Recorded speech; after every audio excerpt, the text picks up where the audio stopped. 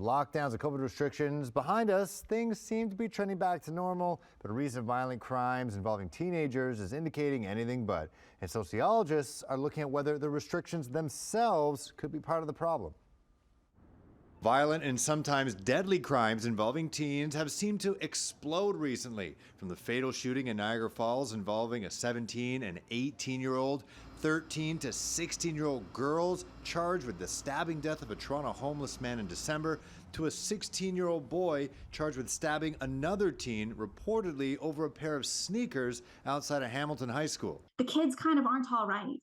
Sociologist at Western University Kaitlyn Mendes conducted a study where she spoke with 600 teens about their experience with COVID lockdowns. Her findings were similar to the way these Hamilton High School students say they're feeling. Lost motivation for school. Cut off from every aspect of your life for like 3 years. It hasn't really changed me, it just made me more like Antisocial for sure. Right, so these are people who are following the lockdown rules, don't engage, don't socialize in person with other people, socialize online. And again, they were encouraged to do that. Schools went online. Schools were encouraging young people to start WhatsApp groups or use Google Classrooms to talk with one another. So again, you know, it's kind of no surprise if people are feeling isolated, if they're feeling bored. And when bored, teens turn to social media. And at times committed reckless behavior, even crimes, to chase likes. It's the attention economy. And again, this is what social media platforms encourage.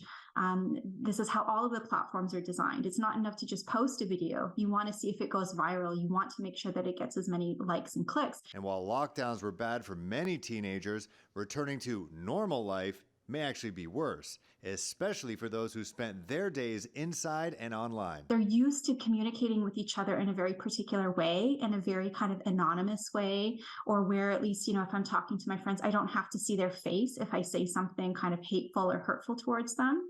And so I think they're bringing in a lot of those communication patterns with them back into school. And that's what I'm hearing from teachers, is they've seen more fights, way more behavioral issues, even if it's just kids kind of acting out or acting strange or severe anxiety. They do not want to be called on in class. Humber College sociologist Joshua Harold says the fallout of the pandemic seems to also be weighing large on young people, particularly their futures. Young people especially are still dealing with the economic and social and educational consequences and implications of the pandemic. And so, you know, when you're being told that everything is back to normal, just resume your normal life, but at the same time, that's not your experience and that's not what you are dealing with and coping with, it can be quite difficult to navigate that.